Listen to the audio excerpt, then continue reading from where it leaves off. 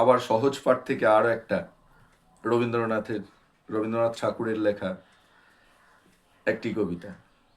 ছায়ার ঘোমটা মুখে টানি আছে আমাদের পাড়াখানি, দিঘি তার মাঝখানটিতে, তালবন তারই চারিভিতে। বাঁকা এক সরু গলি বেয়ে জল নিতে আসে যত মেয়ে, বাঁশ গাছ ঝুঁকে ঝুঁকে পড়ে, ঝুরু ঝুরু পাতাগুলি নড়ে।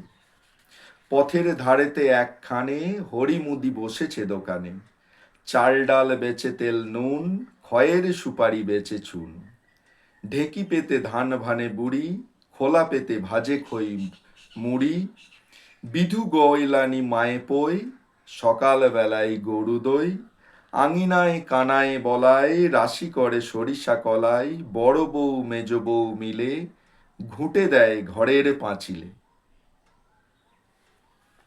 খুব সুন্দর লাগে সহজ পাঠের এই কবিতাগুলো।